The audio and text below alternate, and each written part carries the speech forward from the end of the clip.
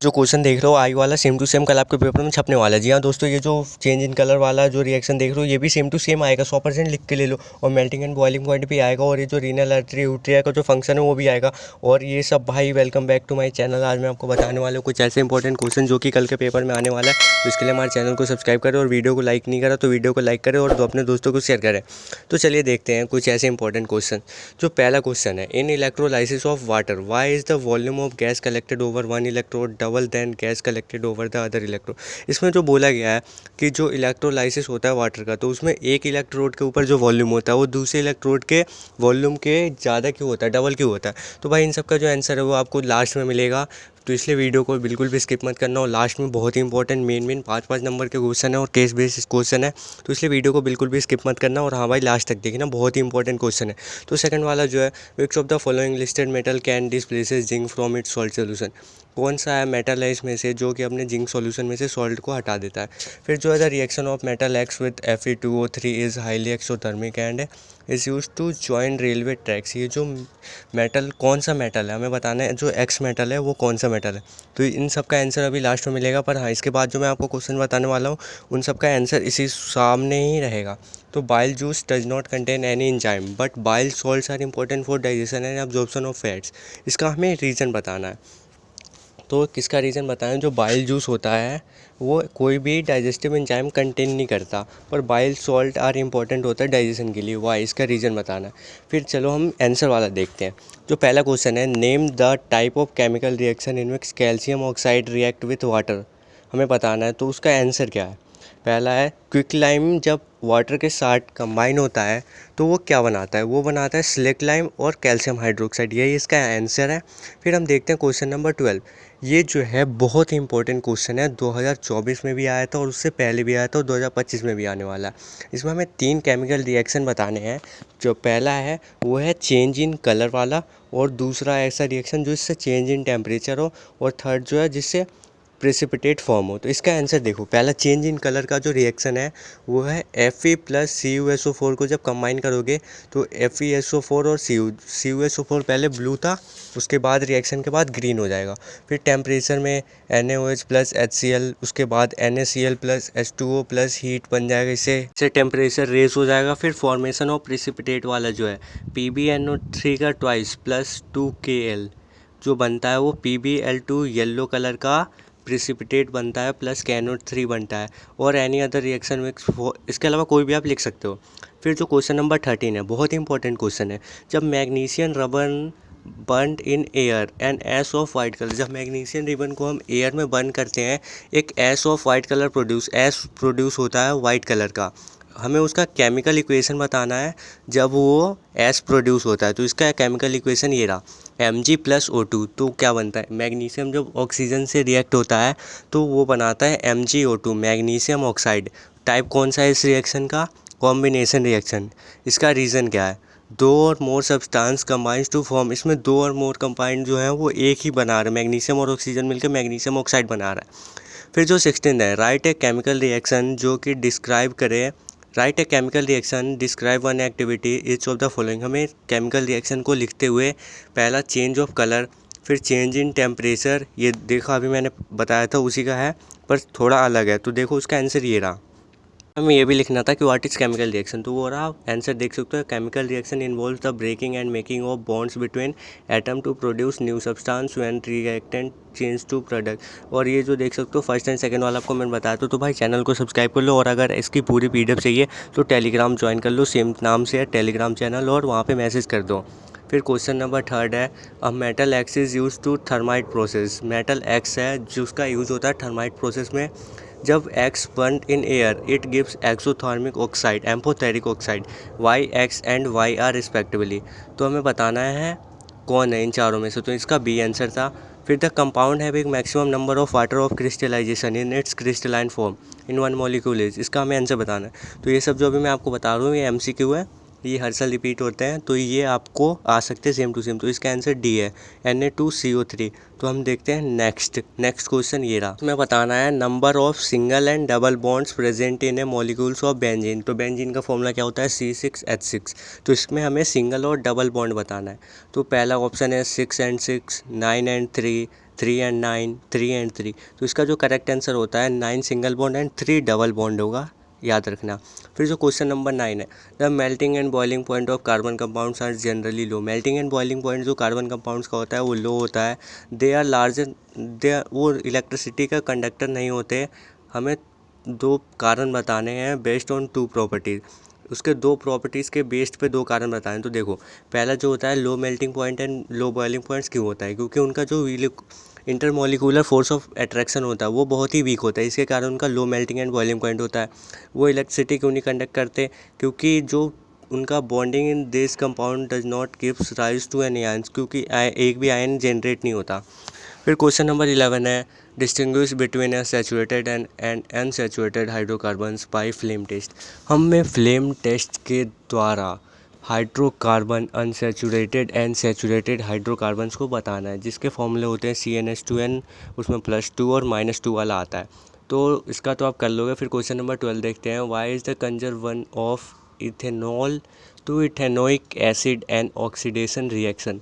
इसमें हमें क्या बताना है, name the oxidising agent used in this conversion. हमें ऑक्सीडाइजिंग एजेंट बताना है जो इस कन्वर्सन में यूज़ हुआ है, और उसका केमिकल इक्वेशन भी बताना है। तो उसका आंसर क्या देखो, ऑक्सीजन जो है एडेड इथेनॉल, ऑक्सीजन ऐड हुआ है इथेनॉल में, तो क्या बना है, इथेनोइक एसिड। और जो सेकंड है अल्कलाइन पोटेशियम पर मैग्नेट, और उसको हम ये भी कह सकते हैं एसिडिफाइड पोटेशियम डाइक्रोमेट। इन दोनों में से आप कोई भी एक लिख सकते हो, सेकंड वाले का आंसर था ये। फिर हम देखते हैं, right the molecular formula of the following carbon, methane, propane और कार्बन। तो पहले देखो, मीथेन का फॉर्मूला क्या होता है, CH4। मीथेन का तो आपको CH4 पता है। फिर प्रोपेन का क्या होता है, प्रोपेन का तो आप देख सकते हो। फिर जो नेक्स्ट क्वेश्चन है, covalent compound have low melting and boiling point, state reason, क्यों होता है ऐसा। तो इसका जो पहला रीज़न है, द फोर्स ऑफ अट्रैक्शन होता है उनके इंटरमोलिकुलर पार्टिकल्स के बीच में, वो बहुत ही लो होता है। और फिर स्मॉल अमाउंट ऑफ हीट, अगर हम उसमें स्मॉल अमाउंट ऑफ हीट भी करें तो बहुत जल्दी ब्रेक हो जाता है, इसलिए लो होता है सब कुछ। फिर जो क्वेश्चन नंबर 4 आप देख सकते हो, इसमें है carbon forms compound mainly by covalent bond. जो कार्बन ज़्यादातर कंपाउंड फॉर्म करता है वो कोवेलेंट बॉन्ड के द्वारा ही क्यों करता है, इसका रीज़न बताओ। तो इसका रीज़न यहाँ देख सकते हो कि 2021-22 के कंपार्टमेंट में क्वेश्चन पूछा जा चुका था। फिर क्वेश्चन नंबर सेकंड देख सकते हो, MCQ बेस्ड है, ये है एक एक नंबर के 4 नंबर का क्वेश्चन है। वैसे 2 मार्क्स लिखा है पर हाफ का है, पर ये 2 नंबर का नहीं है, एक एक नंबर का है। हमें इनके फंक्शन बताने, HCl के, विली के, एनक स्प्लिटर के। फिर क्वेश्चन नंबर 5 है, photosynthesis takes place in the leaves and food prepared by it reaches other part of the plant. तो उसको प्रोसेस को हम क्या कहते हैं, तो वो जो प्रोसेस होता है उसको हम कहते हैं ट्रांसलोकेशन, जिससे फूड जो होता है वन पार्ट से दूसरे प्लांट में और प्लांट में जाता है। It involve movement of food particles in human beings. When the process of digestion is completed, the proteins, carbohydrates and fats are respectively finally converted into, पहला amino acid, glucose and fatty acid. ये जो इसका जो answer होगा वो B होगा। मैं आपको अभी दिखा दूंगा आंसर शीट में, आपको दिखा दूंगा कि इसका आंसर बी है। तो ये देख सकते हो आप, इसका आंसर बी है, क्योंकि डाइजेशन जो ह्यूमन का प्रोसेस होता है वो प्रोटीन्स, पहले जो होता है proteins break down into amino acid, फिर उसके बाद कार्बोहाइड्रेट्स जो कन्वर्ट होता है ग्लूकोज में कन्वर्ट होता है, फिर फैट जो होता है ट्रांसफॉर्म होता है फैटी एसिड एंड ग्लिसरॉल में। इसलिए ये जो बी वाला है वो करेक्ट ऑप्शन है। फिर हम देखते हैं next question, we need the water soil in plant से रेगुलर बेसिस। हमें प्लांट के सॉयल में, जो नीचे सॉयल होता है उसमें हमें वाटर रेगुलर बेसिस पे देना होता है, क्योंकि इसका पहला रीज़न क्या है, root absorb water from soil by osmosis, क्योंकि रूट जो होता है, इसका आंसर आप देख सकते हो, ये सेम टू सेम आप कर लो। नेक्स्ट क्वेश्चन देखते हैं, क्योंकि टाइम बहुत कम है यार, जल्दी जल्दी करो क्योंकि कल आपका पेपर है। तो आप जितना कर सकते हो, जितने ज़्यादा क्वेश्चन प्रैक्टिस कर सकते हो उतने ज़्यादा करो। नीचे जाके देखना चैनल में, वहाँ पे important chemical reaction, important diagrams, important question सब है। तो अगर आपको सपोर्ट चाहिए तो नीचे जाके ले सकते हो। फिर हम देखते हैं बहुत ही फेमस क्वेश्चन आई वाला। इसमें क्या है, name the defect of vision represented in the diagram. हमें बताना है कौन सा डिफेक्ट ऑफ विज़न है ये। फिर सेकंड है, इसके 2 कॉजेस बताने हैं। फिर जो इसका थर्ड है, हमें एक डायग्राम के अनुसार डायग्राम बना के इस डिफेक्ट को कैसे करेक्ट करें बताना है। ये तो एनसीईआरटी का क्वेश्चन है। तो इसका देखो ये डिफेक्ट कौन सा है, हाइपरमेट्रोपिया, इसको हम कहते हैं हाइपरमेट्रोपिया। और फिर फार साइटेडनेस, इसको हम हाइपरमेट्रोपिया कह सकते हैं या फिर फार साइटेडनेस, जिसमें पास का नहीं दिखता है, दूर का दिखता है, इसमें पॉजिटिव होता है। फिर सेकंड जो है, focal length of eye lens is too long, इसका जो फोकल लेंथ होता है वो बढ़ जाता है इसलिए नहीं दिखता।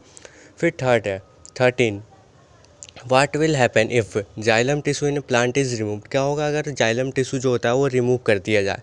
फिर B, we are injured and start bleeding, अगर हम इंजर्ड हो गए एंड फिर जो खून जो है वो बहने लगेगा। तो पहला है जाइलम इज़ रिमूव्ड, तो इसका आंसर देख लो यही है।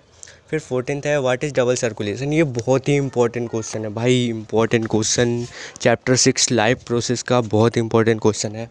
व्हाट इज़ डबल सर्कुलेशन, इसका डायग्राम भी आता है, इसका मैं आपको अभी डायग्राम भी दिखा दूंगा।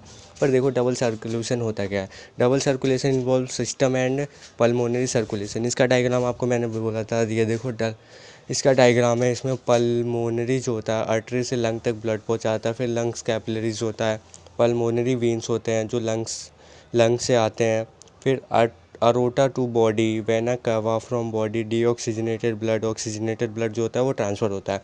फिर 15 जो है, write one specific function for each of the following organs in relation to excretory humans, renal artery और urethra, glomerulus, tubular part of nephron, nephron का जो ट्यूबुलर पार्ट होता है, ट्यूबुलर जो ट्यूब जैसा होता है, इन सब के हमें फंक्शन लिखने हैं, बताने हैं फंक्शन। तो देखो रीनल आर्टरी का फंक्शन क्या होता है, वो ब्लड कैरी करता है अरोटा से किडनी तक। फिर यूरेथ्रा का क्या होता है, transport urine from bladder to the outside body. फिर ग्लोमेरुलस का क्या होता है, ब्लड को फिल्टर करता है एंड फॉर्मेशन ऑफ यूरिन करता है। फिर ट्यूबुलर पार्ट ऑफ नेफ्रॉन का क्या है, इनेबल सेलेक्टिव रीऑब्जर्वेशन।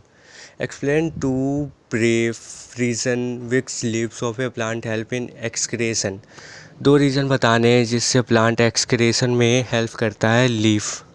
तो इसका पहला रीज़न है स्टोमाटा, मोस्ट कार्बन स्टोमाटा और ट्रांसपिरेशन की वजह से ही जो एक्सक्रीशन में हेल्प होता है। फिर देखते हैं question number 17, an organism which breaks down the food material outside the body and then absorb it, a plant parasite का cuscuta, an animal parasite tapeworm, bacteria, rhizo. तो इसका जो करेक्ट आंसर होगा वो होगा D, a fungi and rhizopus. ये आप देख सकते हो 1 मार्क का क्वेश्चन है और ये 2023 में आया था। देखो 1 मार्क तो मैंने आपको पक्के करा दिए। फिर third, the event that does not occur in photosynthesis, इसमें से चारों में से कौन सा ऐसा इवेंट है जो फोटोसिंथेसिस में ओरिजिनल में नहीं होता। तो इसका आप करेक्ट आंसर देख सकते हो C, oxidation of carbon to carbon dioxide, ये फोटोसिंथेसिस में नहीं होता है।